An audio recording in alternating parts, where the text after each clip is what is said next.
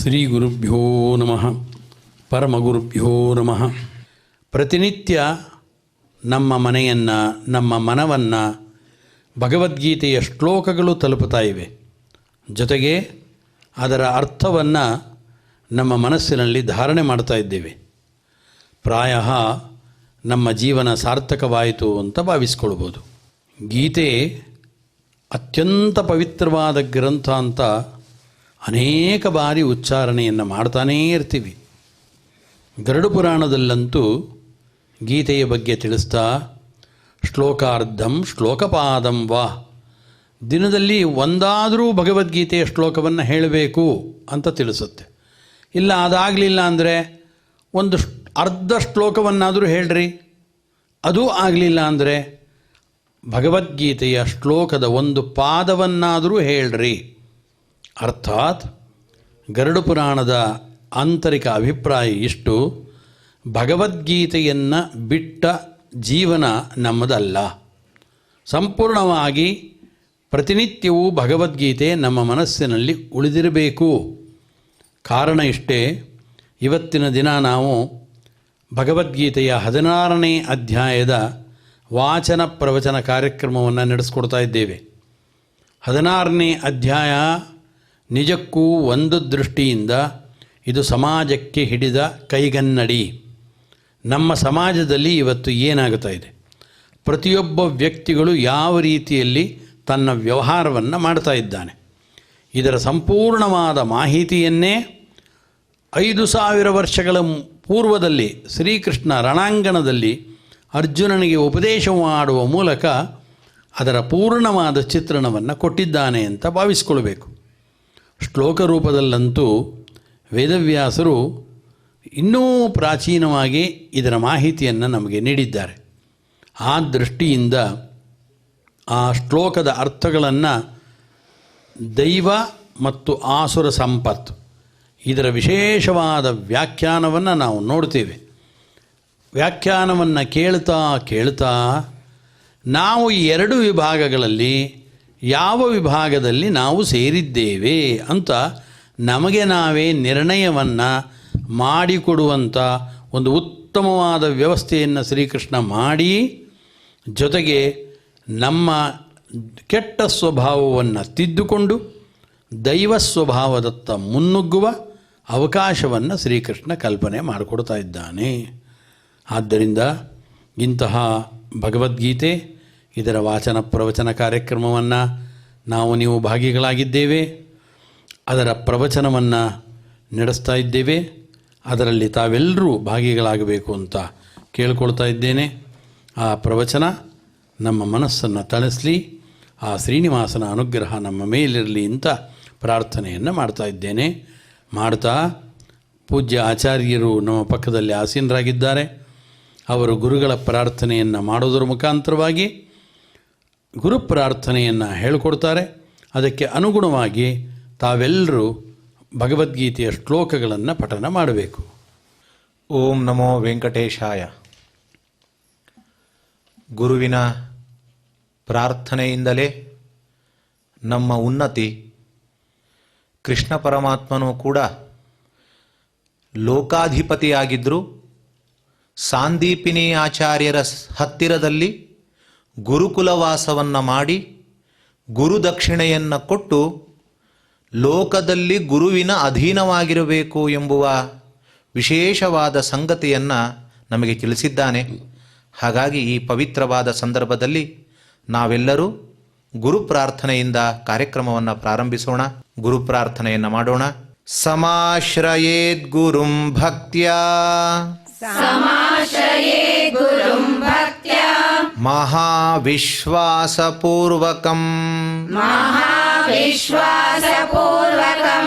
ನಿಕ್ಷಿಪೇತ್ ಸರ್ವಭಾರಾಂಶ್ಚ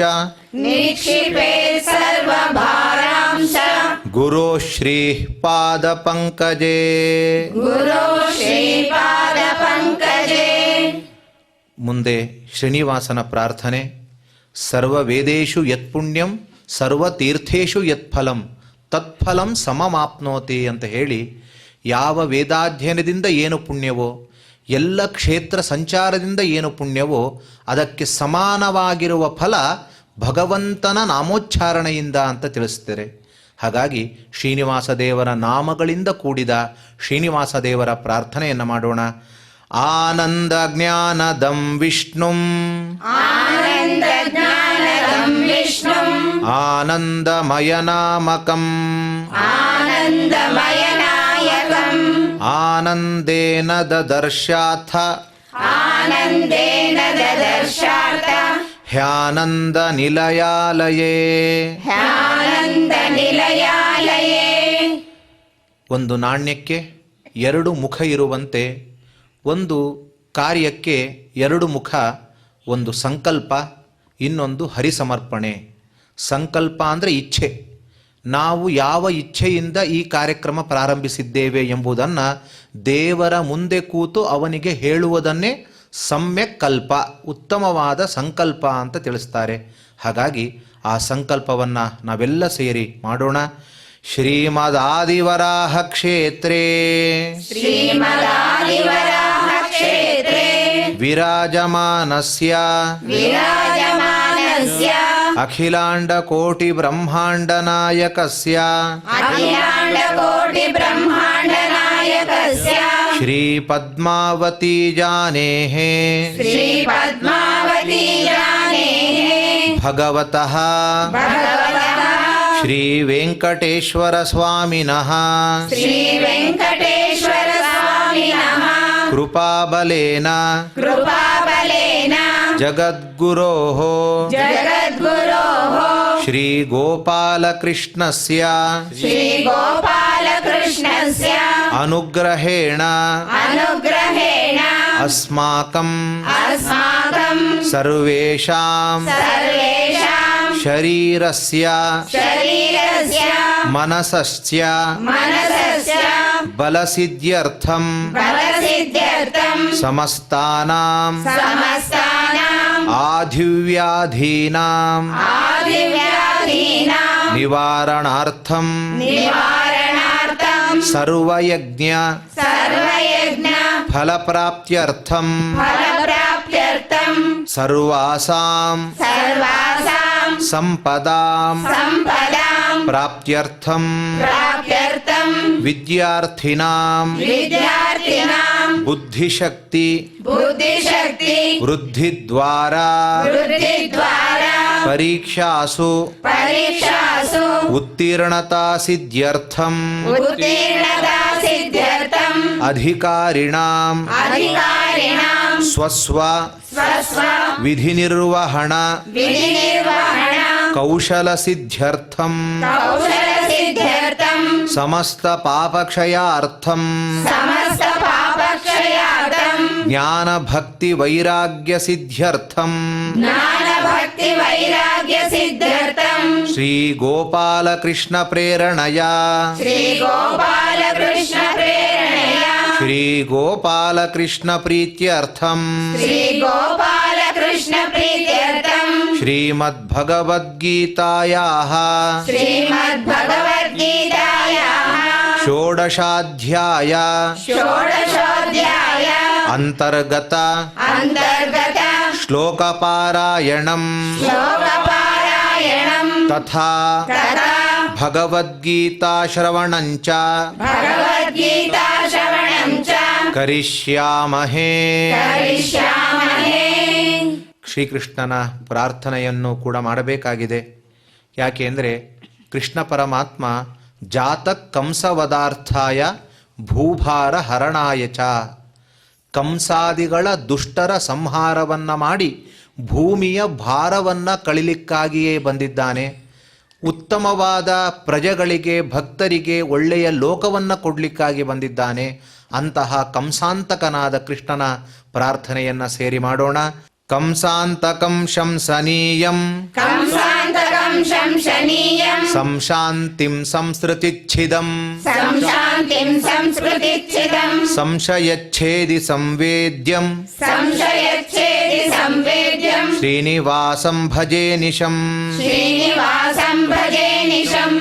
ಶ್ರೀಮದ್ ಭಗವದ್ಗೀತೆಯು ಅತ್ಯಂತ ಪವಿತ್ರವಾದ ಗ್ರಂಥ. ಜ್ಞೇಯಂ ಪಾಠ್ಯಂಚ ತದ್ವಯಂ. ಅದನ್ನು ಕೇವಲ ತಿಳಿದರೆ ಸಾಲದು, ದಿನನಿತ್ಯ ಪಠಣ ನಡಿಬೇಕು. ದಿನನಿತ್ಯ ಪಾರಾಯಣ ಮಾಡಿದರೆ ಸಾಲದು, ಅದರ ತತ್ವಗಳನ್ನು ನಮ್ಮ ಜೀವನದಲ್ಲಿ ಅಳವಡಿಸ್ಕೊಳ್ಬೇಕು ಅಂತ ತಿಳಿಸಿದ್ದಾರೆ. ಆ ಎರಡ ಕಾರ್ಯಕ್ರಮವೂ ಕೂಡ ಇವತ್ತು ನಡೀತಾ ಇದೆ. ಅಂತಹ ಗೀತಾ ಪ್ರಾರ್ಥನೆ. ಶಾಸ್ತ್ರೇಷು ಭಾರತಂ ಸಾರಂ ಶಾಸ್ತ್ರೇಷು ಭಾರತಂ ಸಾರಂ ತತ್ರ ನಾಮ ಸಹಸ್ರಕಂ ತತ್ರ ನಾಮ ಸಹಸ್ರಕಂ ವೈಷ್ಣವಂ ಕೃಷ್ಣ ಗೀತಾ ಚ ವೈಷ್ಣವಂ ಕೃಷ್ಣ ಗೀತಾ ಚ ತಜ್ಞಾನಾತ್ ಮುಚ್ಯತೇಂಜಸ. ತಜ್ಞಾನಾತ್ ಮುಚ್ಯತೇಂಜಸ. ಎಲ್ಲ ಛಂದಸ್ಸುಗಳು ಯಾರನ್ನ ಪ್ರತಿಪಾದನೆ ಮಾಡ್ತಾ ಇದೆಯೋ, ಯಾರ ಅನುಗ್ರಹದಿಂದ ಪುರಾಣ ಪ್ರಪಂಚವು ಇವತ್ತು ಜಗತ್ತಿಗೆ ಬಂದಿದೆಯೋ, ಯಾರ ಅನುಗ್ರಹದಿಂದ ವೇದಗಳ ಸರಿಯಾದ ಅರ್ಥವು ನಮಗೆ ಆಗ್ತಾ ಇದೆಯೋ, ಅಂತಹ ಗ್ರಂಥಕರ್ತೃಗಳಾದ ವೇದವ್ಯಾಸದೇವರ ಸ್ಮರಣೆಯನ್ನು ಮಾಡೋಣ. ವೇದವ್ಯಾಸ ಗುಣಾವಾಸ ವೇದವ್ಯಾಸ ಗುಣಾವ್ಯಾಸ ವಿದ್ಯಾಧೀಶ ಸತಾಂ ವಶ ವಿದ್ಯಾಧೀಶ ಸತಾಂ ವಶ ಮಾಂ ನಿರಾಶಂ ಗತ ಕ್ಲೇಶಂ ಮಾಂ ನಿರಾಶಂ ಗತ ಕ್ಲೇಶಂ ಕುರುವ ನಾಶಂ ಹರೇ ನಿಶಂ. ಕುರ್ವನಾಶಂ ಹರೇ ನಿಶಂ. ಇನ್ನು ಮುಂದೆ ಈ ಭಗವದ್ಗೀತೆಯ ಉಳಿದ ಭಾಗದ ಚಿಂತನೆಯನ್ನು ಮಾಡಲಿಕ್ಕೆ ಆಚಾರ್ಯರು ಉಪಸ್ಥಿತರಿದ್ದಾರೆ. ನಾವು ಹಿಂದಿನ ಸಂಚಿಕೆಯಲ್ಲಿ ಅನೇಕ ವಿಷಯಗಳನ್ನು ತಿಳಿದಿದ್ದೇವೆ. ದೈವಿ ಸಂಪತ್ತು ಯಾವುದು, ಆಸುರಿ ಸಂಪತ್ತು ಯಾವುದು, ಯಾವ ಮಾರ್ಗದಲ್ಲಿ ನಾವು ಸಾಗಬೇಕು ಎಂಬುವ ವಿಷಯವನ್ನು ನಿರೂಪಿಸಿದ್ರು. ಇನ್ನೂ ಅನೇಕ ವಿಷಯಗಳ ನಿರೂಪಣೆಯನ್ನು ಮಾಡಿಕೊಡಬೇಕು ಅಂತ ಆಚಾರ್ಯರಲ್ಲಿ ನಾವೆಲ್ಲರೂ ಕೂಡ ಕೇಳ್ತಾ ಇದ್ದೇವೆ. ಆಚಾರ್ಯರು ಚಿಂತನೆಯನ್ನು ನಡೆಸಿಕೊಡಬೇಕು. ಶ್ರೀ ಗುರುಭ್ಯೋ ನಮಃ. ಕೃಷ್ಣ ಅರ್ಜುನನನ್ನು ನೆಪ ಮಾಡಿಕೊಂಡು ನಮಗೂ ತಿಳಿಸ್ತಾ ಇದ್ದಾನೆ. ಏತಾಂ ದೃಷ್ಟಿಮವಷ್ಟಭ್ಯ ನಷ್ಟಾತ್ಮಾನೋ ಅಲ್ಪಬುದ್ಧಯಃ ಪ್ರಭವಂತಿ ಉಗ್ರಕರ್ಮಾಣಃ ಕ್ಷಯಾಯ ಜಗತೋ ಹಿತಾಃ. ಕ್ಷಯಾಯ ಜಗತಃ ಅಹಿತಾಃ ಅಂತ ಪದಚ್ಛೇದ. ಏತಾಂ ದೃಷ್ಟಿಂ ಅವಷ್ಟಭ್ಯ, ಅವ್ರುಗಳೇನು ಮಾಡ್ತಾರಪ್ಪ ಅಂತಂದರೆ, ಯಾರು ಅಸುರ ಸ್ವಭಾವವನ್ನು ಅಳವಡಿಸ್ಕೊಂಡಿದ್ದಾರೆ, ಆ ಅಸುರ ಸ್ವಭಾವವನ್ನು ಅಳವಡಿಸಿಕೊಂಡಂಥ ವ್ಯಕ್ತಿಗಳು ಜಗತಃ ಅಹಿತಾಹ. ಏನು ಬೇಕಾದರೂ ಅಸುರ ಸ್ವಭಾವವನ್ನು ಅಳವಡಿಸ್ಕೊಳ್ರಿ. ಪ್ರತಿಯೊಬ್ಬ ವ್ಯಕ್ತಿಗಳಿಗೂ ಏನೇನು ಬೇಕು ಏನು ಬೇಡ ಅದು ಅವನಿಚ್ಛೆಗೆ ಸಂಬಂಧಪಟ್ಟಿದ್ದು. ನೀವು ಯಾರು ನಿಯಂತ್ರಣವನ್ನು ಮಾಡೋದಕ್ಕೆ ಅಂತ ಕೇಳುವವರು ಇದ್ದಾರೆ. ಪ್ರತಿಯೊಬ್ಬರಿಗೂ ವಾಕ್ ಸ್ವಾತಂತ್ರ್ಯ ಇದೆ, ಕೃತಿ ಸ್ವಾತಂತ್ರ್ಯ ಇದೆ. ಆದ್ದರಿಂದ ಅವರವರ ಸ್ವಾತಂತ್ರ್ಯವನ್ನು ಕಸ್ಕೊಳ್ಳೋದಕ್ಕೆ ನಮಗೇನೂ ಹಕ್ಕಿಲ್ಲ. ಬೇಕಾದ ರೀತಿಯಲ್ಲಿ ಯಾರು ಏನು ಬೇಕಾದರೂ ಆಲೋಚನೆ ಮಾಡ್ಬೋದು, ತಮ್ಮ ಆಲೋಚನೆಯ ಪ್ರಕಾರವನ್ನು ಮಂಡಿಸ್ಬೋದು, ಏನು ಬೇಕಾದರೂ ಮಾಡ್ಬೋದು ಅವರಿಷ್ಟ ಬಂದಂತೆ ಅಂತ ವಾದ ಮಾಡುವವರು ಇದ್ದಾರೆ. ನಮ್ಮ ಹಕ್ಕಿಗೆ ಚ್ಯುತಿ ಬರಬಾರದು, ನಮಗೆ ವಾಕ್ ಸ್ವಾತಂತ್ರ್ಯವಿದೆ, ಇದೆಲ್ಲ ಮಾತಾಡತಕ್ಕಂಥವರು ಕಲಿಯುಗದಲ್ಲಿ ಪ್ರತಿನಿತ್ಯ ಕಾಣ್ತಾ ಇದ್ದೇವೆ. ಆಸುರ ಸ್ವಭಾವವನ್ನು ಅಳವಡಿಸಿಕೊಂಡವರು ಹಿಂದೆ ಹೇಳಿದಂತೆ ಅಸತ್ಯಮಪ್ರತಿಷ್ಠಂತೆ ಜಗದಾಹುರನೀಶ್ವರಂ ಅಪರಸ್ಪರ ಸಂಭೂತಂ ಕಿಮನ್ಯತ್ ಕಾಮಹೇತುಕಂ ಅಂತ ಹೇಳಿ ಯಾವ ಭಗವಂತನನ್ನೇ ಒಪ್ಪಲ್ಲ. ಇಡೀ ಜಗತ್ತಿನ ಸೃಷ್ಟಿ ಸ್ಥಿತಿ ಲಯ ನಿಯಮನ ಜ್ಞಾನಾಜ್ಞಾನ ಬಂಧ ಮೋಕ್ಷಗಳು ಯಾವುದು ವೇದದಲ್ಲಿ ಹೇಳಿದೆ ಯಾವುದನ್ನು ಅಂಗೀಕಾರ ಮಾಡೋಲ್ಲ. ತನ್ನಷ್ಟಕ್ಕೆ ತಾನು ಜಗತ್ತು ಹುಟ್ಟಿದೆ, ತಾನೇ ಅಳಿಯುತ್ತು ಹೋಗುತ್ತೆ.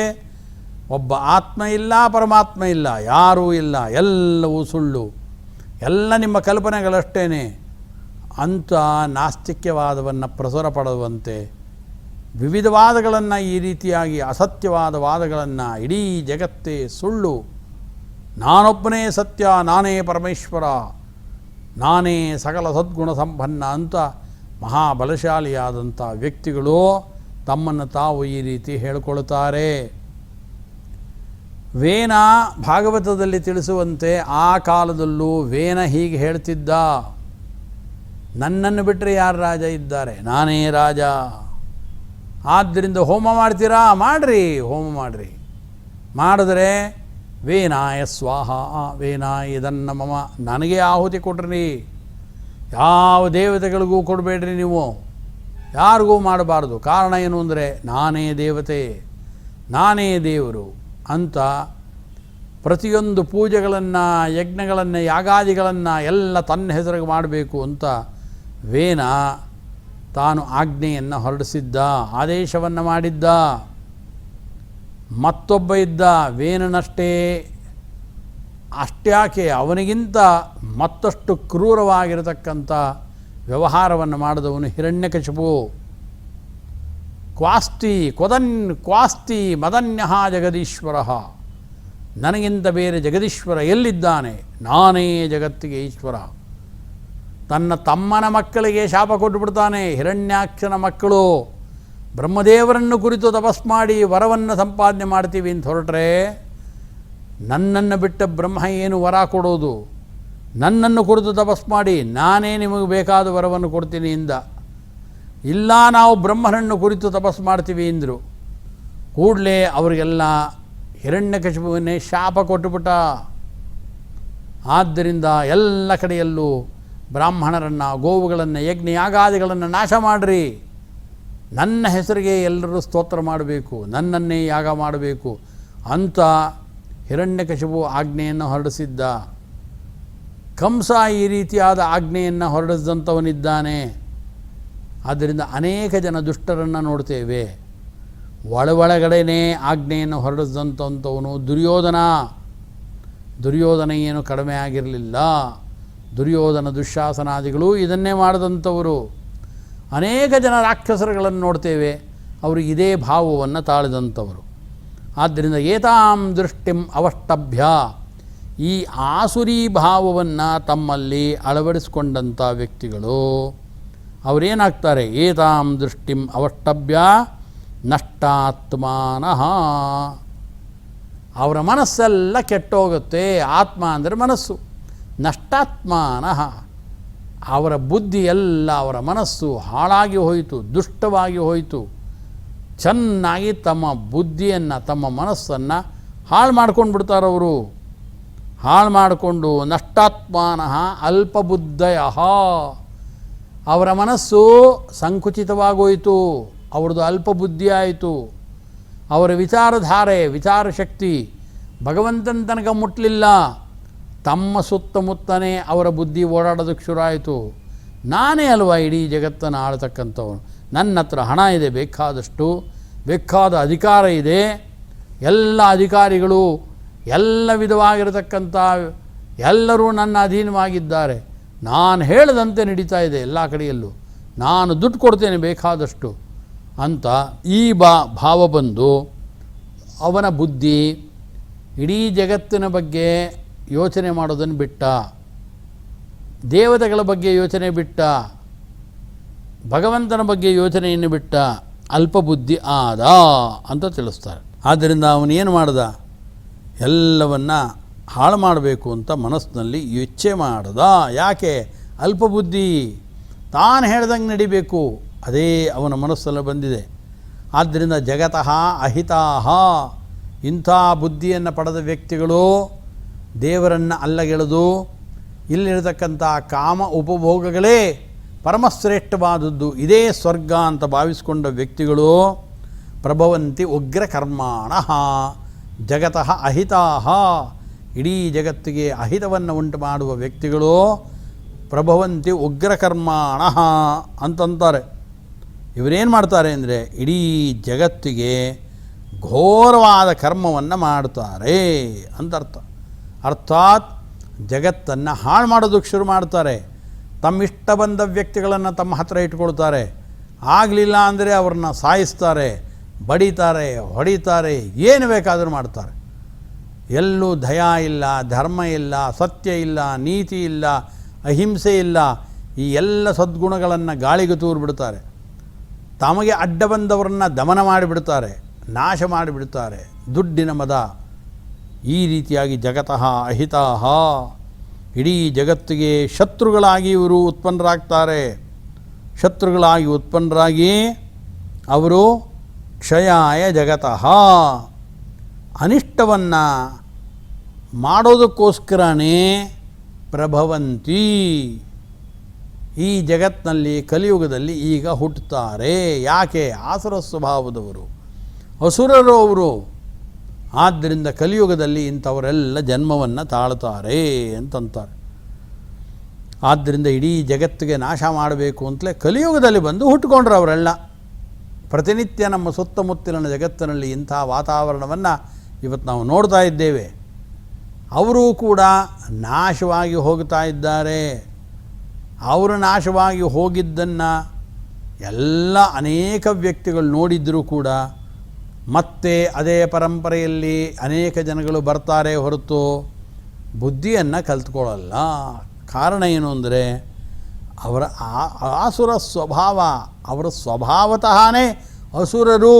ಅದೇ ರೀತಿಯಾದ ಮನೋಭಾವವನ್ನು ಬೆಳೆಸ್ಕೊಂಡಂಥವರು. ಅವರ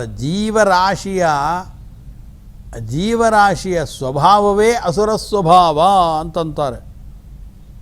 ಆದ್ದರಿಂದ ಮುಂದೆ ಕೃಷ್ಣ ಹೇಳ್ತಾ ಇದ್ದಾನೆ. ಆದ್ದರಿಂದ ಏನು ಮಾಡ್ತಾರವರು ಅಂದರೆ ಕಲಿಯುಗದಲ್ಲಿ ಹುಟ್ಟಿದ್ರಲ್ವಾ, ಹುಟ್ಟಿ ಕಾಮಮಾಶ್ರಿತ್ಯ ದುಷ್ಪೂರಂ ದಂಭಮಾನಮದಾನ್ವಿತಾ. ಕಾಮಮಾಶ್ರಿತ್ಯ ದುಷ್ಪೂರಂ ದಂಭಮಾನಮದಾನ್ವಿತಾ ಮೋಹಾದ್ ಗೃಹೀತ್ವಾ ಅಸದ್ಗ್ರಾಹಾನ್ ಪ್ರವರ್ತಂತೆ ಅಶುಚಿವ್ರತಾ ಅಂತ ತಿಳಿಸ್ತಾರೆ ಕೃಷ್ಣ. ಅವರೇನು ಮಾಡ್ತಾರೆ? ಮನಸ್ಸಿನ ಭರ್ತಿ ಬಯಕೆಗಳು, ಏನು ಮೈಯಲ್ಲೆಲ್ಲ ಮದ ಇದೆ, ದುಡ್ಡಿನ ಮದ, ಕುಲಮದ, ಧನಮದ, ಅವಿವೇಕದ ಮದ. ಯಾಕೆ ಅಂದರೆ ವಯಸ್ಸಿನ ಮದ ಎಲ್ಲ ಸೇರಿಕೊಂಡಿದೆ. ಜೊತೆಗೆ ಅವರನ್ನೇ ಪುಸಲಾಯಿಸ್ತಕ್ಕಂಥ ದೊಡ್ಡ ಹಿಂಡು ಅವರು ಸುತ್ತ ಇರುತ್ತೆ. ಅವರು ಯಾವುದೇ ವಿಧವಾದ ತಪ್ಪುಗಳನ್ನು ಮಾಡಿದರೂ ಕೂಡ ಇದು ನಿಮ್ಮ ಶೌರ್ಯ ಪರಾಕ್ರಮ, ಇಡೀ ವ್ಯವಸ್ಥೆಯನ್ನೇ ಧಿಕ್ಕರಿಸ್ತಕ್ಕಂಥ, ನಿಮ್ಮಿಷ್ಟದಂತೆ ನಡೆಯತಕ್ಕಂಥ ನಿಮ್ಮ ಶೌರ್ಯ ಪರಾಕ್ರಮ ಅಂತ ಹೊಗಳ್ತಾ ಇರ್ತಾರೆ ಅವರು. ಯಾರಾದ್ರನ್ನ ನಾಶ ಮಾಡಿ ಅವರನ್ನು ಕ್ಷಣ ಮಾತ್ರದಲ್ಲಿ ಸಂಹಾರ ಮಾಡಿದ್ರೆ ನಿಮ್ಮ ಶೌರ್ಯ ಎಷ್ಟು, ಪರಾಕ್ರಮ ಎಷ್ಟು ಅಂತ ಹಾಗೆ ಹೊಗಳ್ತಾರೆ. ಆದ್ದರಿಂದ ಅವರು ಏನು ಮಾಡಿದ್ರು ಅಂತವ್ರು ಹೊಗಳುವಂಥ ವ್ಯಕ್ತಿಗಳು ಸುತ್ತ ನಿಂತ್ಕೊಳ್ತಾರೆ. ಆಗ ಅವರೇನು ಮಾಡ್ತಾರೆ? ಕಾಮಮಾಶ್ರಿತ್ಯ ದುಷ್ಪೂರಂ, ಎಂದೂ ಪೂರೈಸಲಾಗಕ್ಕೆ ಆಗದೇ ಇದ್ದಂಥ ಬಯಕೆಗಳನ್ನು ಮನಸ್ಸಿಗೆ ತಂದುಕೊಳ್ತಾರೆ. ಏನು ಬೇಕಾದರೂ ಆಲೋಚನೆ ಮಾಡ್ತಾರೆ, ಯಾವುದನ್ನು ಬೇಕಾದರೂ ಕೂಡ ಇಚ್ಛೆ ಪಡ್ತಾರೆ. ಸಣ್ಣ ಸಣ್ಣ ನಮ್ಮ ಬಯಕೆಗಳನ್ನು ಈಡೇರಿಸೋದೇ ಕಷ್ಟ. ಯಾವತ್ತೂ ಕೂಡ ಮನಸ್ಸಿನಲ್ಲಿ ಹುಟ್ಟುವ ನಮ್ಮ ಬಯಕೆಗಳನ್ನು ಈಡೇರಿಸೋಕ್ಕೆ ಯಾವ ವ್ಯಕ್ತಿಗಳ ಕೈಲೂ ಆಗೋಲ್ಲ. ಕಾರಣ ಏನು ಅಂದರೆ ಬಯಕೆಗಳು ಎಂದು ಮುಗಿಯುವಂಥದ್ದಲ್ಲ. ಹಿಂದೆ ಭಾಗವತದಲ್ಲೇ ತಿಳಿಸಬೇಕಾದರೆ ಯಯಾತಿ ಮಹಾರಾಜ ಈ ಮಾತನ್ನು ತಾನು ತಿಳಿಸಿದ್ದಾನೆ. ನ ಜಾತು ಕಾಮಃ ಕಾಮಾನಾಂ ಉಪಭೋಗೇನ ಶಾಮ್ಯತೆ ಹವಿಷಾ ಕೃಷ್ಣವರ್ತ್ಮೇವ ಭೂಯ ಏವ ಅಭಿವರ್ಧತೆ. ಯಯಾತಿ ಮಹಾರಾಜ ತನ್ನ ಮಗವಾದ ಪೂರ್ವವನ್ನು ಕರೆದು ಹೇಳ್ದ, ನನಗೆ ಯೌವನವನ್ನು ಕೊಡು ಅಂದ. ಅವನಿಂದ ಯೌವನವನ್ನು ಪಡೆದುಕೊಂಡಿದ್ದಾನೆ. ಶರ್ಮಿಷ್ಠೆ, ದೇವಯಾನಿ ಅಂತ ಇಬ್ಬರು ಹೆಂಡತಿಯರಿದ್ದರು.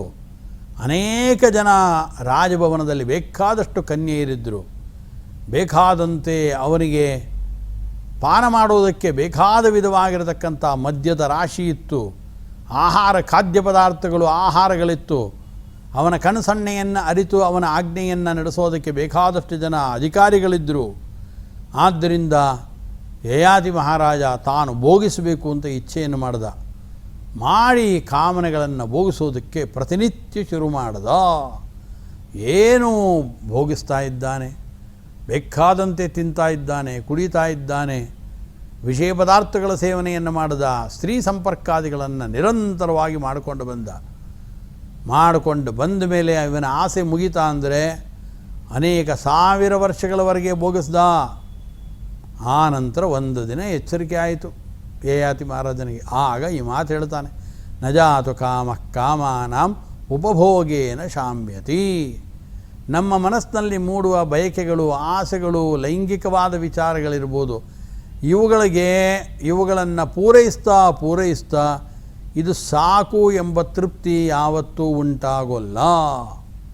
ಹವಿಷ ಕೃಷ್ಣವರ್ತ್ಮೇವ ಭೂಯ ಏವ ಅಭಿವರ್ಧತೆ. ದೊಡ್ಡ ಬೆಂಕಿಯ ರಾಶಿಯನ್ನು ಹಾಕೋದು, ಅದಕ್ಕೆ ತುಪ್ಪ ಹಾಕೋದು, ಕಟ್ಟಿಗೆ ಹಾಕೋದು, ಎಣ್ಣೆ ಹಾಕೋದು, ಕರ್ಪೂರ ಹಾಕೋದು ಅಂತ ಇದನ್ನು ಹಾಕ್ತಾ ಇದ್ದರೆ ಆ ಬೆಂಕಿ ಮತ್ತಷ್ಟು ಮಗದಷ್ಟು ಜೋರಾಗಿ ಉರಿತಾನೆ ಹೋಗುತ್ತೆ ಹೊರತು ಆ ಬೆಂಕಿಗೆ ಎಷ್ಟೆಷ್ಟು ಆಹುತಿಗಳನ್ನು ಹಾಕ್ತಿರ್ತೀವಿ, ಕಟ್ಟಿಗೆಗಳನ್ನು ಹಾಕ್ತಾ ಇರ್ತಾರೆ, ಅದು ಮತ್ತಷ್ಟು ಅಭಿವೃದ್ಧಿಯನ್ನು ಹೊಂದ್ತಾ ಇರುತ್ತೆ ಹೊರತು ಅದು ಆರೋದು ಅಂತ ಇಲ್ಲ. ಹಾಗೆ ಮನಸ್ಸಿನಲ್ಲಿ ಮೂಡಿದ ನಮ್ಮ ಬಯಕೆಗಳನ್ನು, ಅದು ನಾನಾ ವಿಧವಾದ ಬಯಕೆಗಳನ್ನು ಪೂರೈಸಬೇಕು ಅಂತ ಹೊರಟು ಅದಕ್ಕೆ ಬೇಕಾದ ಆಹಾರಗಳನ್ನು ಹಾಕ್ತಾ ಹಾಕ್ತಾ ಹಾಕ್ತಾ ಇದ್ದರೆ ಅದು ಎಂದು ತೃಪ್ತಿಯನ್ನು ಪಡೋಲ್ಲ. ಸಾಕು ಅನ್ನೋ ಮನೋಭಾವ ಮನಸ್ಸಿನಲ್ಲಿ ಉದಯಿಸಲ್ಲ ಅಂತಂತಾರೆ. ಆಹಾರ ನಿದ್ರಾ ಭಯಮೈತು ನಾನಿ ಸೇವನಾತ್ತು ವಿವರ್ಧಂತೆ. ಸೇವನೆ ಮಾಡದಂತೆ ಅದು ಜಾಸ್ತಿ ಆಗುತ್ತೆ ಹೊರತು ಕಡಿಮೆ ಆಗೋಲ್ಲ. ಆಹಾರ ಇರ್ಬೋದು, ತಿಂತಾ ಇದ್ದ, 2 ಗಂಟೆಗೆ ಒಂದು ಸರಿ ತಿನ್ನೋಕ್ಕೆ ಶುರು ಮಾಡ್ದ, ಸೇರ್ತು. 3 ಗಂಟೆಗೆ 4 ಗಂಟೆಗೆ ತಿಂದ, ಮತ್ತೆ ತಿನ್ನೋದಕ್ಕೆ ಶುರು ಮಾಡ್ದ. ಹಾಗೆ ಆಹಾರ ಇರ್ಬೋದು, ನಿದ್ರೆ ಇರ್ಬೋದು, ಭಯ ಇರ್ಬೋದು, ಮೈಥುನ ಇರ್ಬೋದು, ಇದನ್ನೆಲ್ಲ ಸೇವನಾತ್ತು ವಿವರ್ಧತೆ. ಎಷ್ಟೆಷ್ಟು ಸೇವನೆ ಮಾಡ್ತೀವೋ ಅಷ್ಟಷ್ಟು ಜಾಸ್ತಿ ಆಗ್ತಾ ಹೋಗುತ್ತೆ. ಸಾಕು ಅನ್ನೋ ಮನೋಭಾವ ಬರೋಲ್ಲ.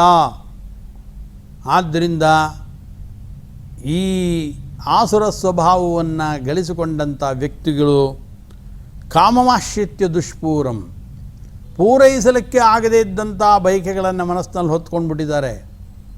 ಅದನ್ನು ಪೂರೈಸೋದು ಹೆಂಗೆ? ಇಡೀ ರಾಜ್ಯ ತನ್ನ ವಶವಾಗಬೇಕು ಅಂದರು. ಆಗುತ್ತೋ? ಇವನಿಗೇನಿದೆ ಅಧಿಕಾರ, ಇವನಿಗೆ ಸಾಮರ್ಥ್ಯ ಏನಿದೆ? ದೊಡ್ಡ ರಾಜಮನೆತನದಲ್ಲಿ ಹುಟ್ಟಿದಾನ? ಇಲ್ಲ. ಆದರೆ ಇವನ ಬಯಕೆ ಮಾತ್ರ ಆಗಿದೆ. ಆದ್ದರಿಂದ ಇದು ಕೈಗೂಡಲ್ಲ. ಅದೇ ರೀತಿಯಾಗಿ ಕೈಗೂಡಬಹುದಾದ ಬಯಕೆಗಳಾದರೂ ಕೂಡ ಅನುಭವಿಸಿ ಅವುಗಳ ಅಂತ್ಯವನ್ನು ಕಾಣೋದಕ್ಕೆ ಆಗೋಲ್ಲ ಅಂತ ಯಯಾತಿ ಮಹಾರಾಜ ತಾನು ಸ್ಪಷ್ಟಪಡಿಸ್ತಾನೆ. ಆದ್ದರಿಂದ ಕಾಮದ ನಿಗ್ರಹ ಹೆಂಗೆ ಅಂತ ಕೇಳಿದ ಕೂಡಲೇ ಕಾಮದ ನಿಗ್ರಹವನ್ನು ಮಾಡೋದು ಹೇಗೆ ಅಂದರೆ ಅವರಂತಾರೆ ಹೇಗೆ ಅಂದರೆ ಅದು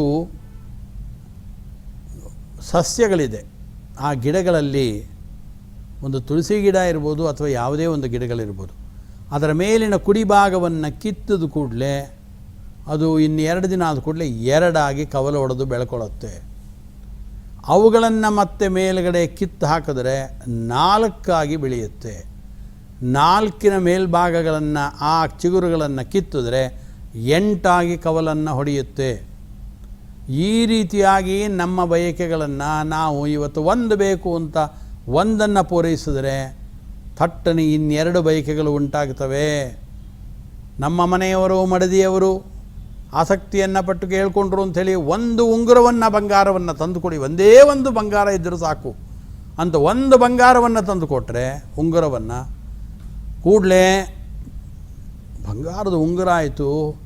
ಆದರೆ ಕೈಗೆ ಬಳೆಗಳಿಲ್ಲದೆ ಹೋದರೆ ಈ ಉಂಗುರವನ್ನು ಹಾಕ್ಕೊಂಡು ಏನು ಅಲಂಕಾರವಾಗುತ್ತೆ ಅಂಥೇಳಿ ಒಂದು ಉಂಗುರದ ಲಾಭದಿಂದ ಒಂದು ಉಂಗುರದ ಬಗ್ಗೆ ಉಂಟಾದ ಬಯಕೆಯನ್ನು ಪೂರೈಸಿಕೊಂಡು ಕೂಡಲೇ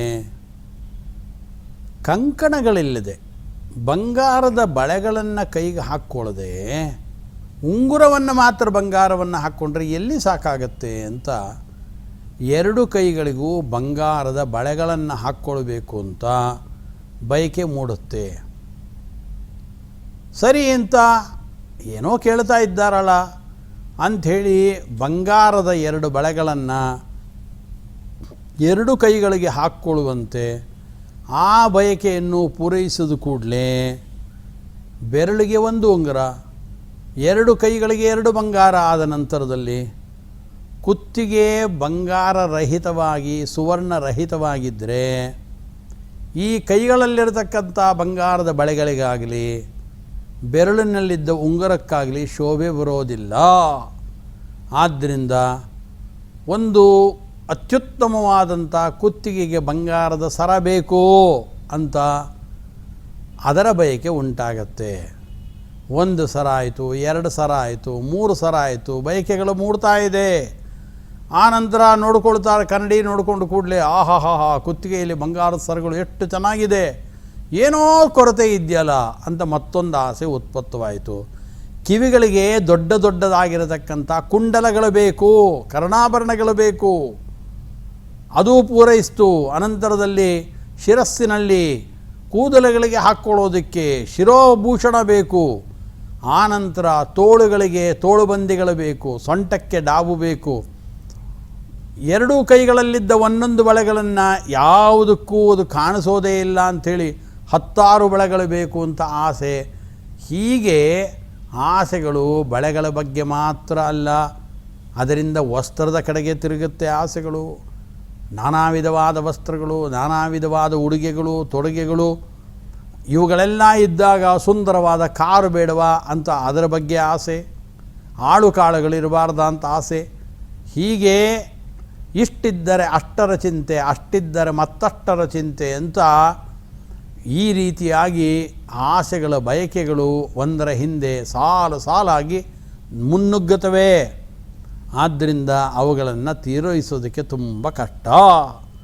ಅಂಥದ್ದು ಏತಾಂ ದೃಷ್ಟಿಮವಷ್ಟಭ್ಯ ನಷ್ಟಾತ್ಮಾನೋ ಅಲ್ಪ ಬುದ್ಧಯ ಪ್ರಭವಂತ್ಯುಗ್ರಕರ್ಮಾಣ ಕ್ಷಯಾಯ ಜಗತೋ ಅಹಿತಾಹ ಅಂತ ಕಲಿಯುಗದಲ್ಲಿ ಹುಟ್ಟಿದ ಅಸುರ ಸ್ವಭಾವದ ವ್ಯಕ್ತಿಗಳು ದುಷ್ಪೂರವಾಗಿರತಕ್ಕಂಥ ಕಾಮಮಾಶ್ರಿತ್ಯ ದುಷ್ಪೂರಂ ದಂಭಮಾನಮದಾನ್ವಿತಾ. ದಂಭ ಇದೆ, ದಂಭಾಚಾರ ಇದೆ ಅವರಿಗೆ. ಮೇಲ್ನೋಟಕ್ಕೆ ಎಲ್ಲವನ್ನು ತೋರಿಸ್ಕೊಳ್ತಕ್ಕಂಥದ್ದು.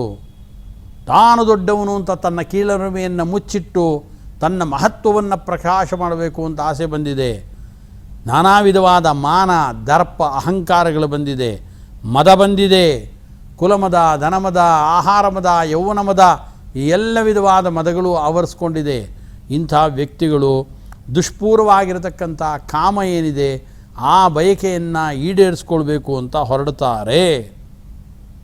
ಆವಾಗ ಏನು ಮಾಡಬೇಕಾಗತ್ತೆ? ಆವಾಗ ಆ ಸಂದರ್ಭದಲ್ಲಿ ಅವರ ಮನಸ್ಸಿನಲ್ಲಿ ಸರಿಯಾದ ಜ್ಞಾನ ಇಲ್ಲ, ಮಿಥ್ಯಾಜ್ಞಾನ ಬೇರೆ ಬಂದು ಸೇರಿಕೊಂಡಿದೆ. ತಪ್ಪು ತಪ್ಪು ಕಲ್ಪನೆಗಳು ಬಂದಿದೆ ಅವರಿಗೆ ಎಲ್ಲದರ ಬಗ್ಗೆ. ಮೋಹಾದ್ ಗೃಹೀತ್ವ ಅಸದ್ಗ್ರಾಹಾನ್ ಪ್ರವರ್ತಂತೆ ಅಶುಚಿವ್ರತಃ. ಯಾರ್ಯಾರೋ ಏನೇನೋ ಅಲ್ಲಿ ಹಾಗೆ ಬರೆದಿದ್ದಾರೆ, ಇಲ್ಲಿ ಹೀಗೆ ಬರೆದಿದ್ದಾರೆ ಎಂದರು. ಆ ದುಷ್ಟಶಾಸ್ತ್ರಗಳ ಅಧ್ಯಯನದ ಮುಖಾಂತರವಾಗಿ ವಿಪರೀತವಾದ ಕಲ್ಪನೆಗಳನ್ನು ಬೇರೆ ಮನಸ್ಸಿನಲ್ಲಿ ಪೇರೈಸ್ಕೊಂಡ್ರು. ಅವರು ಅಶುಚಿ ಪದಾರ್ಥಗಳಲ್ಲಿ ಆಗ್ರಹವನ್ನು ಪಟ್ಕೊಂಡ್ರು. ನಾನಾ ವಿಧವಾದ ಅಶುಚಿ ಪದಾರ್ಥಗಳು ಅದೇ ಬೇಕು ಅಂತ ಆಸೆ ಆಯಿತು ಅವರಿಗೆ. ಕ್ಷುದ್ರವಾದ ವಿಷಯ ಭೋಗಗಳಲ್ಲಿ ಪ್ರವೃತ್ತಿಯನ್ನು ಮಾಡ್ತಾರೆ. ಹೀಗಾದಾಗ ಆಗ ಇದೆಲ್ಲ ಬಂದು ಕ್ಷುದ್ರವಾದ ನಾನಾ ವಿಧವಾದ ಭೋಗ ಪದಾರ್ಥಗಳಲ್ಲಿ ತಮ್ಮನ್ನು ತೊಡಗಿಸ್ಕೊಳ್ತಾರೆ. ಮುಗಿಯುತ್ತಾ ಇವರ ಕಾಮ? ಮುಗಿಯಲ್ಲ. ನಿರಂತರವಾಗಿ ಭೋಗ ಪದಾರ್ಥಗಳಲ್ಲಿ ತಲ್ಲೀನರಾಗ್ತಾರೆ. ಅದಕ್ಕೆ ಭಾಗವತದಲ್ಲಿ ಪ್ರಹ್ಲಾದರಾಜರು ಹೇಳ್ತಾರವರು,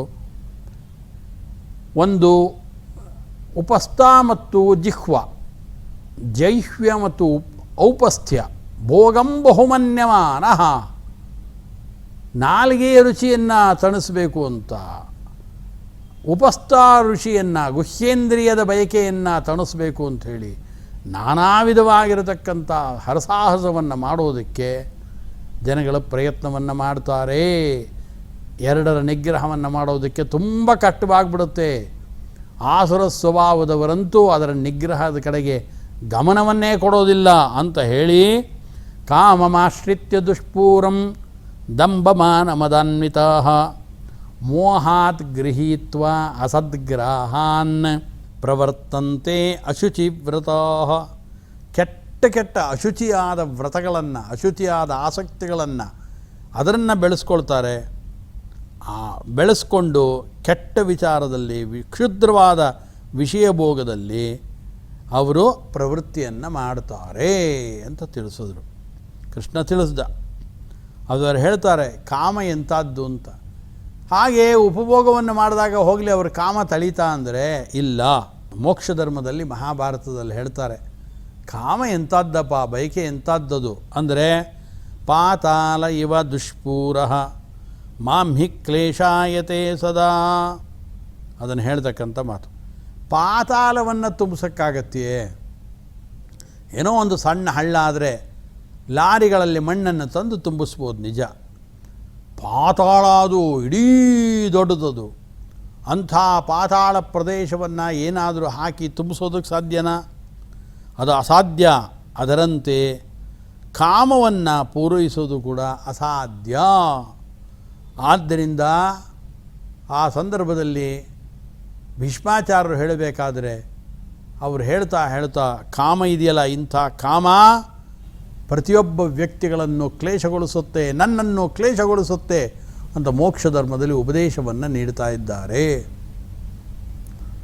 ಆದ್ದರಿಂದ ದಂಭಮಾನ ಮದಾನ್ವಿತರಾದ ಆಸುರ ಸ್ವಭಾವವನ್ನು ಅಳವಡಿಸಿಕೊಂಡಂಥ ವ್ಯಕ್ತಿಗಳು ದುಷ್ಪೂರ್ವವಾದ ಕಾಮಕ್ಕೆ ಬಲಿಯಾಗಿ ನಾನಾ ವಿಧವಾದ ಅಶುಚಿವ್ರತರಾಗಿ ಕ್ಷುದ್ರವಾದ ಉಪಭೋಗಗಳಲ್ಲಿ ತಮ್ಮನ್ನು ತೊಡಗಿಸಿಕೊಳ್ತಾರೆ.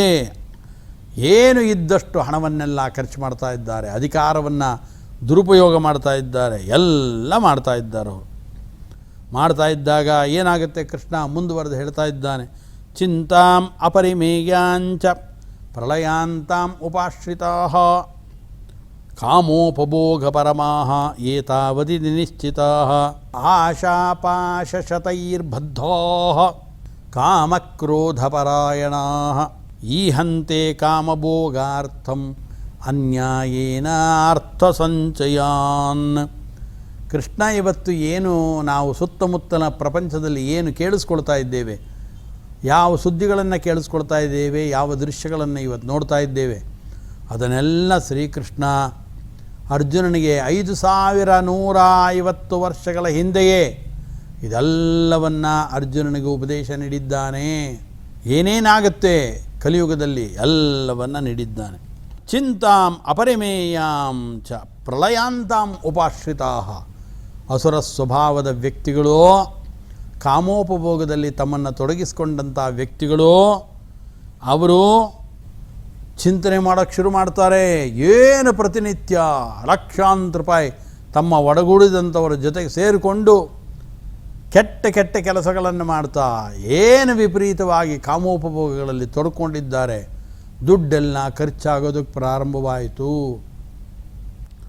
ಆಗ ಅಪರಿಮೇಯಾಂ ಪ್ರಳಯಾಂತಾಂ ಚಿಂತಾಂ ಉಪಾಶ್ರಿತಾಃ. ಭಾರೀ ಚಿಂತೆ ಅನ್ನೋದು ಅವ್ರ ಮನಸ್ಸಿಗೆ ಅಂಟುಕೊಳ್ತು. ಅದು ಎಂಥದ್ದದು? ಅಪರಿಮಿತವಾದ ಚಿಂತೆ, ಮರಣಾಂತಿಕವಾದ ಚಿಂತೆ, ಅವರ ಮನಸ್ಸಿಗೆ ಬಂದ ಚಿಂತೆ. ಹಣ ಸಂಪಾದನೆಗೋಸ್ಕರ ಅವರಲ್ಲಿ ಚಿಂತೆ ಶುರುವಾಯಿತು, ಭಾರೀ ಚಿಂತೆ ಶುರುವಾಯಿತು. ಇಷ್ಟೊಂದು ಕಾಮೋಪಭೋಗಗಳಲ್ಲಿ ತಮ್ಮನ್ನು ತೊಡಗಿಸ್ಕೊಂಡಿದ್ದಾರೆ. ಪ್ರತಿನಿತ್ಯ ಇದೇ ಬೇಕು ಅಂತಾಯಿತು. ಅದು ಭೋಗಿಸ್ತಾ ತಾವೇನು ಮಾಡ್ತಾ ಇದ್ದೀವಿ, ಎಷ್ಟು ಏನು ಎಲ್ಲ ಮಾನಸಿಕವಾದ ವಿವೇಕವನ್ನು ಕಳ್ಕೊಂಡಿರ್ತಾರೆ. ಸಂಗಾತ್ ಸಂಜಾಯತೆ ಕಾಮಃ ಕಾಮಾತ್ ಕ್ರೋಧೋ ಬಿಜಾಯತೆ ಕ್ರೋಧಾತ್ ಭವತಿ ಸಮ್ಮೋಹಃ ಸಮ್ಮೋಹಾತ್ ಸ್ಮೃತಿವಿಭ್ರಮಃ ಸ್ಮೃತಿಭ್ರಂಶಾತ್ ಬುದ್ಧಿನಾಶಃ ಬುದ್ಧಿನಾಶಾತ್ ಪ್ರಣಶ್ಯತಿ ಅಂತ ಕೃಷ್ಣ ಹಿಂದೆಯೇ 2ನೇ ಅಧ್ಯಾಯದಲ್ಲೆಲ್ಲ ಹೇಳಬೇಕಾದ್ರೆ ಇದನ್ನು ತಿಳಿಸಿದ್ನಲ್ಲ. ಆ 2-3 ಅಧ್ಯಾಯಗಳಲ್ಲಿ ತಿಳಿಸಿದ ವಿಚಾರದ ಅಂಶವೇ ಇದು ಅಂತ ಭಾವಿಸ್ಕೊಳ್ಬೇಕು ನಾವು. ಮತ್ತೆ ಹೇಳ್ತಾ ಇದ್ದಾನೆ, ಚಿಂತಾಂ ಅಪರಿಮೇಯಾಂಚ ಪ್ರಳಯಾಂತಾಂ ಉಪಾಶ್ರಿತಾಃ.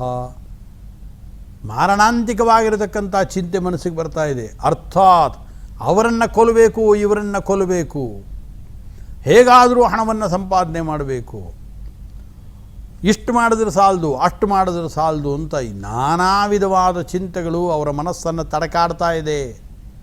ಯಾಕೆ ಅಂದರೆ ಸಂಪೂರ್ಣವಾಗಿ ಆಸುರ ಸ್ವಭಾವವನ್ನು ಮೈಗೂಡಿಸ್ಕೊಂಡಿದ್ದಾರೆ, ಅಶುಚಿವ್ರತರಾಗಿದ್ದಾರೆ, ನಾನಾ ವಿಧವಾದ ಕಾಮೋಪಭೋಗಗಳಲ್ಲಿ ತೊಡಕೊಂಡಿದ್ದಾರೆ. ಆವಾಗ ಮನಸ್ಸಿಗೆ ನೆಮ್ಮದಿ ಇಲ್ಲ, ನಾನಾ ವಿಧವಾದ ಚಿಂತೆಗಳು ಬಾಧಿಸ್ತಾ ಇದೆ ಅವರಿಗೆ. ಅವರನ್ನು ಒಲಿಸ್ಕೊಳ್ಳೋದು ಹೇಗೆ? ಇನ್ನು 10 ವ್ಯಕ್ತಿಗಳನ್ನು ಕರ್ಕೊಂಡು ಬರೋದು ಹೇಗೆ? ಇನ್ನು 10 ಭೋಗಗಳನ್ನು ಅನುಭವಿಸೋದು ಹೇಗೆ? ಪ್ರತಿನಿತ್ಯ ನಾನಾ ವಿಧವಾದ ಚಿಂತೆಗಳು ಅವರನ್ನು ಕಾಡ್ತಾ ಇದೆ. ಎಷ್ಟು ಮಾಡಿದ್ರೂ ತೃಪ್ತಿ ಆಗ್ತಾ ಇಲ್ಲ. ಮರಣಾಂತಿಕವಾದದ್ದು, ತಮ್ಮ ಮರಣಕ್ಕೆ ಕಾರಣೀಭೂತವಾದ ಚಿಂತೆಗಳನ್ನು ಮಾಡ್ತಾ ಇದ್ದಾರೆ. ಮತ್ತೊಬ್ಬರನ್ನು ಸಾಯಿಸೋದು, ಹೊಡೆಯೋದು, ಬಡಿಯೋದು, ದುಡ್ಡೆತ್ಕೊಂಡು ಬರೋದು, ಈ ರೀತಿಯಾದ ಚಿಂತೆಗಳು ಮನಸ್ಸಿನಲ್ಲಿ ಬರ್ತಾ ಇದೆ ಅವರಿಗೆ. ಆದ್ದರಿಂದ ಹಣ ಸಂಪಾದನೆ ಮಾಡಬೇಕು ಅಂತ ಚಿಂತೆ ಬಂತು. ಯಾಕೆ ಅಂದರೆ ಇದ್ದಕ್ಕಿದ್ದಂತೆ ನಹಿ ಸುಪ್ತಸ್ಯ ಸಿಂಹಸ್ಯ ಪ್ರವಿಶಂತೆ ಮುಖೇ ಮೃಗಾಃ ಇದ್ದಂತೆ ತನ್ನಷ್ಟಕ್ಕೆ ತಾನು ಧನದ ರಾಶಿ ಏನು ಬಂದು ನಮ್ಮನ್ನು ಅಪ್ಪಿಕೊಳ್ಳೋದಿಲ್ಲ. ಹಣ ಬೇಕು, ನಾನಾ ವಿಧವಾದ ಭೋಗಗಳನ್ನು ಪೂರೈಸಿಕೊಳ್ಳೋದಕ್ಕೆ ವಿಪುಲವಾದ ಹಣ ಬೇಕು. ಕೂಡಿಟ್ಟ ಹಣ, ಕುಡಿಕೆ ಹಣ ಯಾವತ್ತೂ ಸಾಕಾಗೋಲ್ಲ. ಆದ್ದರಿಂದ ಮತ್ತಷ್ಟು ಮಗದಷ್ಟು ಹಣದ ಚಿಂತೆ ಆಯಿತು. ಅದಕ್ಕೋಸ್ಕರ ಏನಾಯಿತು, ಅವರು ಕಾಮೋಪಭೋಗ ಉಪರಮಾಹ, ನಿರಂತರ ಕಾಮೋಪಭೋಗದಲ್ಲೇ ರತರಾಗಿದ್ದಾರೆ. ಹಣ ಬೇಕು ಅಂತ ಆಲೋಚನೆ ಮಾಡಿದ್ರೆ ಎದ್ದು ನಿಂತ್ಕೊಂಡು ದುಡಿದು ಸಂಪಾದನೆ ಮಾಡಿದ್ರಾ? ಇಲ್ಲ, ಸಂಪಾದನೆ ಮಾಡ್ತಾ ಇಲ್ಲ. ಸಂಪಾದನೆ ಮಾಡದೇ ಇದ್ದರಿಂದ ಏನಾಯಿತು, ಕಾಮೋಪಭೋಗದಲ್ಲಿ ರತರಾಗಿದ್ದಾರೆ. ಮಾರಣಾಂತಿಕವಾಗಿರತಕ್ಕಂಥ ಚಿಂತೆ ಮನಸ್ಸನ್ನು ಕಾಡ್ತಾ ಇದೆ. ಹಣದ ಬಗ್ಗೆ ಆಲೋಚನೆ ಆಗ್ತಾ ಇದೆ. ಬೇಕಾದಷ್ಟು ಹಣ ಬೇಕು ಅಂತ ಐಹಿಕವಾಗಿರತಕ್ಕಂಥ ಸುಖಭೋಗ ಇದೇ ದೊಡ್ಡ ಪುರುಷಾರ್ಥ ಅಂತ ಅಂದ್ಕೊಂಡಿದ್ದಾರೆ. ಆನಂತರ ಯಾವತ್ತೂ ಕೂಡ ಇಲ್ಲ, ಈ ಲೋಕವನ್ನು ದಾಟಿದ ನಂತರದಲ್ಲಿ ಮತ್ತೊಂದು ಲೋಕ ಇದೆ, ಅಲ್ಲಿ ಪಾರತ್ರಿಕವಾದ ಸುಖ ಇದೆ, ದುಃಖ ಇದೆ, ನರಕ ಇದೆ, ಸ್ವರ್ಗ ಇದೆ, ಯಾವುದು ಕಲ್ಪನೆಗಳಿಲ್ಲ. ಈಗ ಬುದ್ಧಿಶೂನ್ಯರಾಗಿ ಹೋಗಿದ್ದಾರೆ. ನಾನಾ ವಿಧವಾದ ಮದ್ಯದ ವ್ಯಸನವನ್ನು ಅಂಟಿಸ್ಕೊಂಡಿದ್ದಾರೆ. ಚಿಂತೆ ಮಾಡುವ ಶಕ್ತಿಯೇ ಕಳೆದು ಹೋಗಿದೆ. ದುಡ್ಡು ಬೇಕು ಅನ್ನೋ ಚಿಂತೆ ಮಾತ್ರ ಇವರನ್ನು ನೂರಾರು ವಿಧವಾದ ಆಶಾಪಾಶಗಳು ಇವರ ಮನಸ್ಸಿನಲ್ಲಿ ಉಂಟಾಗ್ತಾ ಇದೆ. ಆಶಾಪಾಶ ಶತೈರ್ಬದ್ಧಾಹ, ಒಂದ ಎರಡ, ನೂರಾರು ವಿಧವಾದ ಆಶೆಗಳು, ಪಾಶಗಳು, ಬೇಕಾದಷ್ಟು ಕಾಮೋಪಭೋಗಗಳನ್ನು ಅನುಭವಿಸ್ತಾ ಇದ್ದಂತೆ ಅವ್ರಿಗೆ ಅನ್ನಿಸ್ತು, ಇಷ್ಟೇ ಅಲ್ಲ, ಅಯ್ಯೋ ಇಲ್ಲಿ ಮಾತ್ರ ಅಲ್ಲ, ಬೇರೆ ದೇಶಗಳಿಗೆ ಹೋಗಬೇಕು, ಬೇರೆ ರಾಜ್ಯಗಳಿಗೆ ಹೋಗಬೇಕು, ಹಾಗೆ ಹೋಗಬೇಕು, ಹೀಗೆ ಹೋಗಬೇಕು, ಅಲ್ಲಿ ಅನೇಕ ಜನಗಳನ್ನು ಕರ್ಕೊಂಡು ಬರಬೇಕು, ಅವ್ರ ಜೊತೆಗೆ ಮೋಜವನ್ನು ಮಾಡಬೇಕು, ಎಲ್ಲರಿಗೂ ತೋರಿಸ್ಬೇಕು ಅಂತ ಅಲ್ಲಲ್ಲಿ ವಿಹಾರವನ್ನು ಮಾಡಬೇಕು, ದಿನಕ್ಕೊಂದು ಸ್ಥಳಗಳಲ್ಲಿ ವಿಹಾರವನ್ನು ಮಾಡಬೇಕು, ದಿನಕ್ಕೊಂದು ಪ್ರದೇಶದ ವ್ಯಕ್ತಿಗಳ ಸಂಪರ್ಕವನ್ನು ಮಾಡಬೇಕು ಅಂತ ಇವರ ಮನಸ್ಸಿನಲ್ಲಿ ನೂರಾರು ಆಶಾಪಾಶಗಳಿಂದ ಬಂಧಿತರಾಗಿ ಕಾಮೋಪಭೋಗದಲ್ಲಿ ರತರಾಗಿದ್ದಾರೆ. ಇದ್ದಾಗಲೇ ದುಡ್ಡಿನ ಚಿಂತೆ ಕಾಡೋದಕ್ಕೆ ಶುರು ಆಗ್ತಾ ಇದೆ. ಕಾಮವನ್ನು ಪೂರೈಸ್ಕೊಳ್ಳೋದಕ್ಕೋಸ್ಕರ ಆಗ್ತಾ ಇಲ್ಲ ಅಂತ ಕೂಡಲೇ ಕ್ರೋಧ ಬರ್ತಾ ಇದೆ, ಸಿಟ್ಟು ಬರ್ತಾ ಇದೆ. ಭಾರೀ ಕ್ರೋಧದಿಂದ ಕೂಗಾಡಕ್ಕೆ ಶುರು ಮಾಡ್ತಾರೆ. ಕಾಮಯೇಷ ಕ್ರೋಧಯೇಷ ರಜೋಗುಣ ಸಮದ್ಭವ ಮಹಾಶನೋ ಮಹಾಪಾಪ್ಮ ವಿದ್ಯೇನ ಮಿಹವೈರಿಣಂ ಅಂತಾನೆ ಕೃಷ್ಣ. ಯಾವತ್ತು ಕಾಮ ಬಂತು ಅದನ್ನು ಅನುಸರಿಸ್ಕೊಂಡು ಅದನ್ನು ಪೂರೈಸೋಕ್ಕಾಗದೇ ಇದ್ದಾಗ ಉಂಟಾಗುವಂಥ ಮತ್ತೊಂದು ದುರ್ಗುಣವೇ ಕ್ರೋಧ. ಆ ಸಿಟ್ಟು ಇವರನ್ನು ಅಡಗಿಕೊಂಡಿದೆ. ಏನು ಮಾಡೋಕ್ಕಾಗ್ತಾ ಇಲ್ಲ, ಹಣ ಇಲ್ಲ, ಕಾಮ ಕ್ರೋಧ ಬಂತು. ಕಾಮ ಏಷಃ ಕ್ರೋಧ ಏಷಃ, ಇದೇ ರಜೋಗುಣದಿಂದ ಉತ್ಪನ್ನವಾದ ಇದೇ ಕಾಮ, ಇದೇ ಕ್ರೋಧ.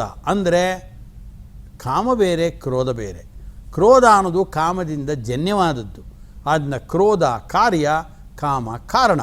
ಆದರೆ ಕೃಷ್ಣ ಹೇಳ್ತಾನೆ ಇದೇ ಕಾಮ, ಇದೇ ಕ್ರೋಧ. ಅಂದರೆ ಅವಿನಾಭಾವವಾಗಿ ಕಾಮ ಬಂದು ಕೂಡಲೇ ಅದನ್ನು ಪೂರೈಸ್ಕೊಳ್ಳೋಕ್ಕಾಗದೆ ನಮಗೆ ಕ್ರೋಧ ಬಂದೇ ಬರುತ್ತೆ ಅಂತ ಅರ್ಥ.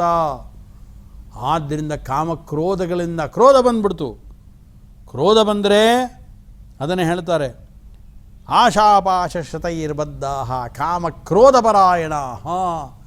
ಇಡೀ ಇವರಿಗೆ ಮನಸ್ಸಿನಲ್ಲಿ ಒಂದು ಕಡೆ ಬಯಕೆ ಕಾಡ್ತಾ ಇದೆ, ಇನ್ನೊಂದು ಕಡೆ ಸಿಟ್ಟು ಬಂದಿದೆ. ಆ ಕಾಮಕ್ರೋಧಗಳಲ್ಲೇ ತಲ್ಲೀನರಾಗಿ ಕೂಗಾಡ್ತಾರೆ, ಚೀರಾಡ್ತಾರೆ.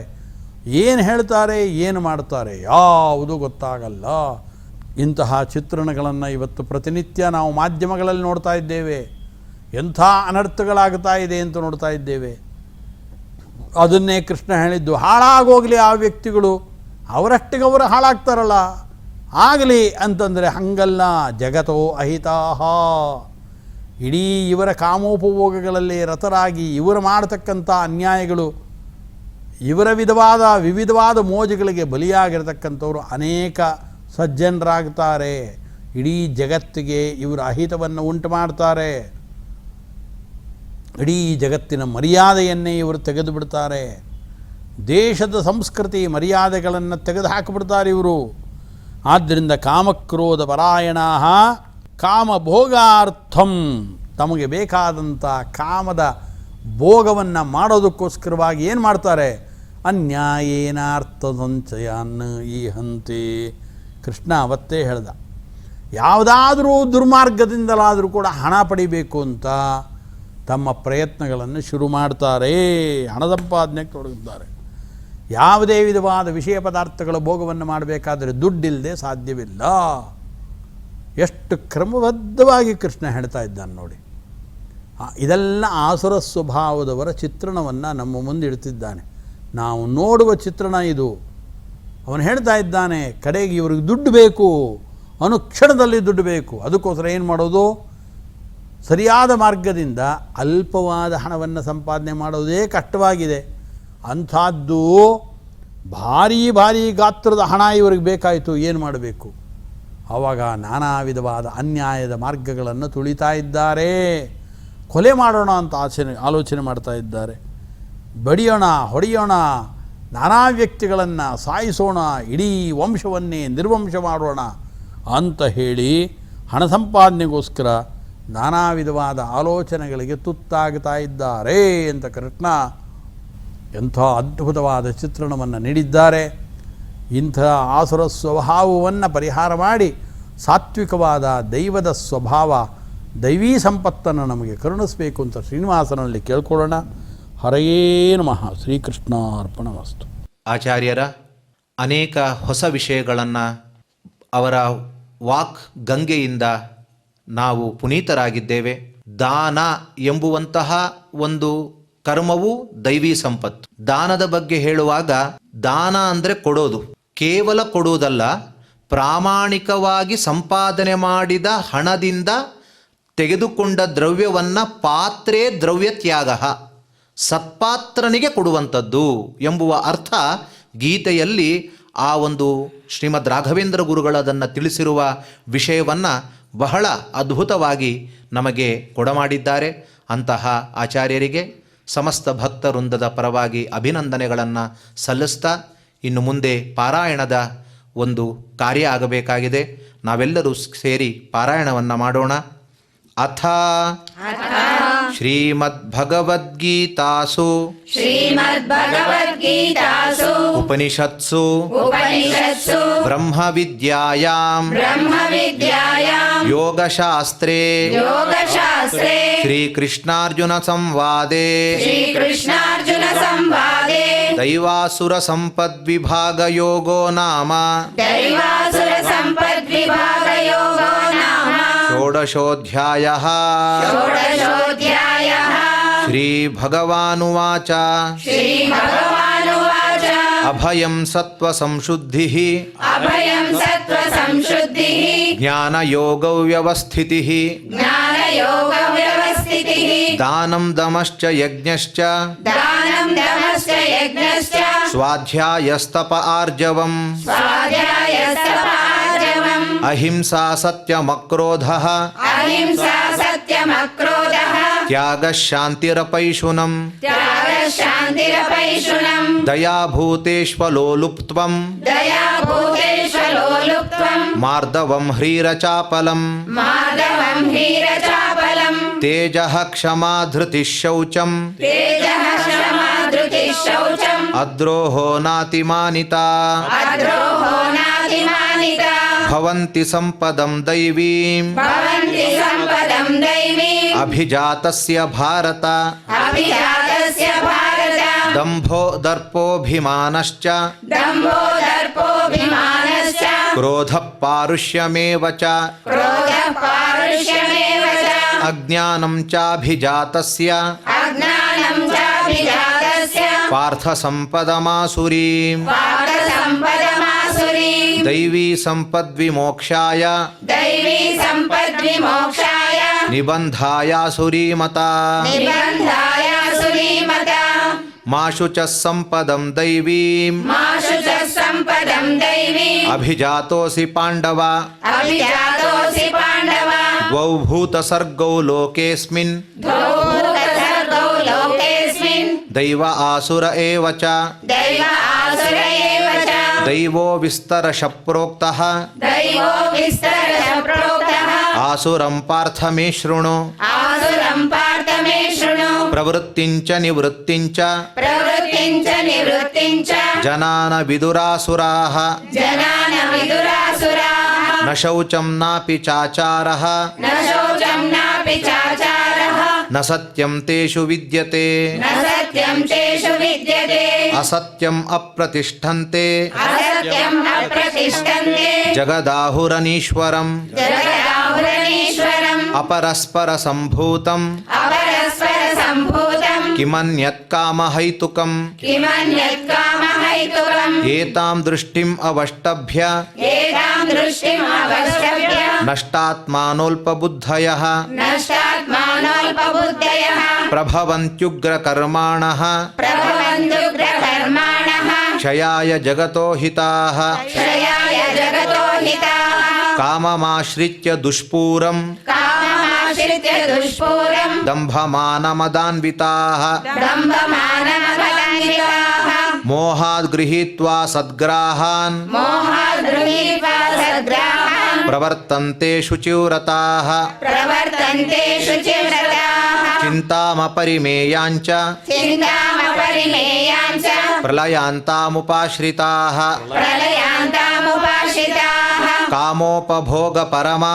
कामोपभोगपरमा एतावदिति निश्चिताः एतावदिति निश्चिताः आशापाशशतैर्बद्धाः आशाशतैर्बद्धाः कामक्रोधपरायणाः कामक्रोधपरायणाः ईहन्ते कामभोगार्थम् ईहन्ते कामभोगार्थम् अन्यायेनार्थसञ्चयान् अन्यायेनार्थसञ्चयान् इदमद्य मया लब्धम् इदमद्य मया लब्धम् इमं प्राप्स्ये मनोरथम् इमं प्राप्स्ये मनोरथम् इदमस्तीदमपि मे इदमस्तीदमपि मे भविष्यति पुनर्धनम् भविष्यति पुनर्धनम् असौ मया हतः शत्रुः असौ मया हतः शत्रुः हनिष्ये चापरानपि हनिष्ये चापरानपि ईश्वरोऽहम् अहं भोगी ईश्वरोऽहमहं भोगी सिद्धोऽहं बलवान् सुखी सिद्धोऽहं बलवान् सुखी आढ्योऽभिजनवानस्मि आढ्योऽभिजनवानस्मि कोऽन्योऽस्ति सदृशो मया कोऽन्योऽस्ति सदृशो मया यक्षे दास्यामि मोदिष्ये यक्षे दास्यामि मोदिष्ये इत्यज्ञानविमोहिताः इत्यज्ञानविमोहिताः अनेकचित्तविभ्रान्ताः अनेकचित्तविभ्रान्ताः मोहजालसमावृताः मोहजालसमावृताः प्रसक्ताः कामभोगेषु प्रसक्ताः कामभोगेषु पतन्ति नरकेषु च पतन्ति नरकेषु च आत्मसम्भाविताः स्तब्धाः आत्मसम्भाविताः स्तब्धाः धनमानमदान्विताः धनमानमदान्विताः यजन्ते नाम यज्ञैस्ते यजन्ते नाम यज्ञैस्ते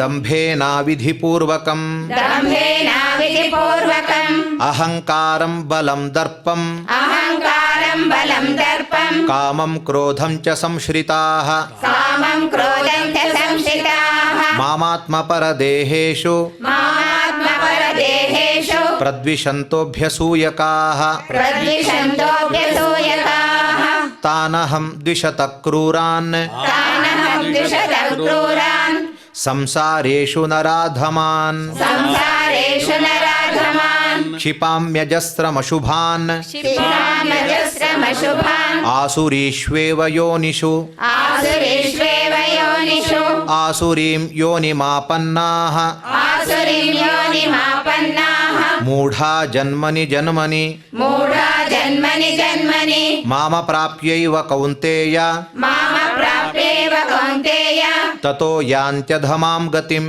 ततो यान्त्यधमां गतिम् त्रिविधं नरकस्येदं त्रिविधं नरकस्येदं द्वारं नाशनमात्मनः द्वारं नाशनमात्मनः कामक्रोधस्तथा लोभः कामक्रोधस्तथा लोभः तस्मादेतत्त्रयं त्यजेत् तस्मादेतत्त्रयं त्यजेत् एतैर्विमुक्तः कौन्तेय एतैर्विमुक्तः कौन्तेय तमोद्वारैस्त्रिभिर्नरः तमोद्वारैस्त्रिभिर्नरः आचरत्यात्मनः श्रेयः आचरत्यात्मनः श्रेयः ततो याति परां गतिम् ततो याति परां गतिम् यः शास्त्रविधिमुत्सृज्य यशास्त्रविधिमुत्सृज्य वर्तते कामकारतः वर्तते कामकारतः न स सिद्धिमवाप्नोति न स सिद्धिमवाप्नोति न सुखं न परां गतिम् न सुखं न परां गतिम् ತಸ್ಮಾತ್ ಶಾಸ್ತ್ರಂ ಪ್ರಮಾಣಂತೆ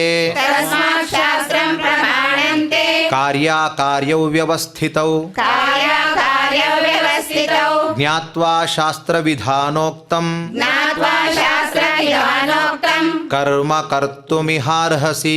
ಕರ್ಮ ಕರ್ತುಮಿಹಾರ್ಹಸಿ.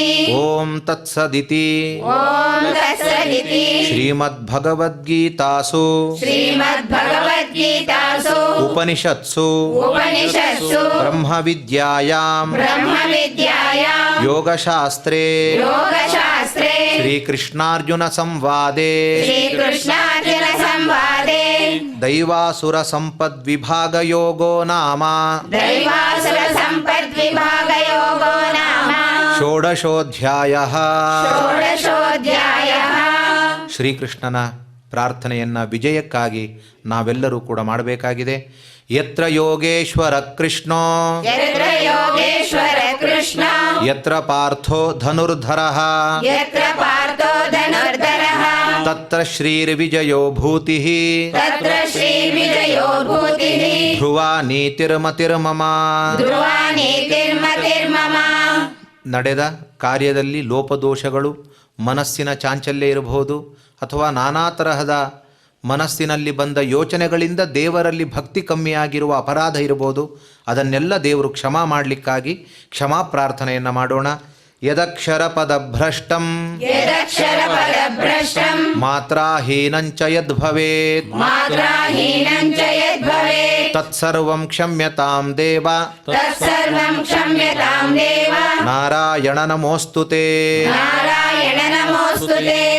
ಮಾಡಿರುವ ಕಾರ್ಯದ ಸಂಪೂರ್ಣತೆ ಭಗವಂತನ ಸ್ಮರಣೆಯಿಂದ ಕೊನೆಗೊಂಡಾಗ ಅಂತ ಹೇಳಿದ್ದಾರೆ. ಭಗವಂತನ ಸ್ಮರಣೆಯನ್ನು ಮಾಡಿದರೆ ನ್ಯೂನವಾದದ್ದೆಲ್ಲ, ಲೋಪವಾದದ್ದೆಲ್ಲ ಪೂರ್ಣಗೊಳ್ಳುತ್ತದೆ ಅಂತ. ಹಾಗಾಗಿ ಆ ನಾರಾಯಣನ ಸ್ಮರಣೆಯನ್ನು ಮಾಡುವ ಮೂಲಕ, ಅವನಿಗೆ ಮಾಡಿದ ಕಾರ್ಯದ ಸಮರ್ಪಣೆಯನ್ನು ಮಾಡುವ ಮೂಲಕ ಅವನಿಗೆ ಸಮರ್ಪಿಸೋಣ. ಕಾಯೇನ ವಾಚಾ ಮನಸೇಂದ್ರಿಯೈರ್ವಾ ಕಾಯೇನ ವಾಚಾ ಮನಸೇಂದ್ರಿಯೈರ್ವಾ ಬುದ್ಧ್ಯಾತ್ಮನಾ ವಾ ಪ್ರಕೃತೆ ಸ್ವಭಾವಾತ್ ಬುದ್ಧ್ಯಾತ್ಮನಾ ವಾ ಪ್ರಕೃತೆ ಸ್ವಭಾವಾತ್ ಕರೋಮಿ ಯದ್ಯತ್ ಸಕಲಂ ಪರಸ್ಮೈ ಕರೋಮಿ ಯದ್ಯತ್ ಸಕಲಂ ಪರಸ್ಮೈ ನಾರಾಯಣಾಯೇತಿ ಸಮರ್ಪಯಾಮಿ. ನಾರಾಯಣಾಯೇತಿ ಸಮರ್ಪಯಾಮಿ.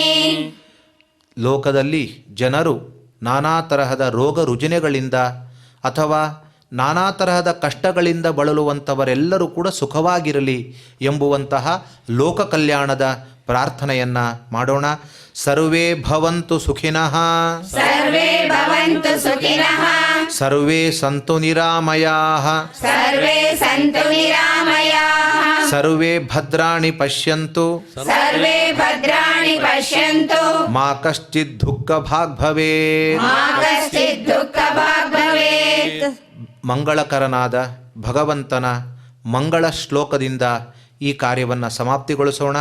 ಶ್ರಿಯಕಾಂತಾಯ ಕಲ್ಯಾಣ ನಿಧಯೇ ಶ್ರೀಯಕಾಂತಾಯ ಕಲ್ಯಾಣ ನಿಧಯೇ ನಿಧಯೇರ್ಥಿನಾಂ ನಿಧಯೇರ್ತಿನಾಂ ಶ್ರೀವೆಂಕಟ ನಿವಾಸಾಯ ಶ್ರೀವೆಂಕಟ ನಿವಾಸಾಯ ಶ್ರೀನಿವಾಸಾಯ ಮಂಗಲಂ.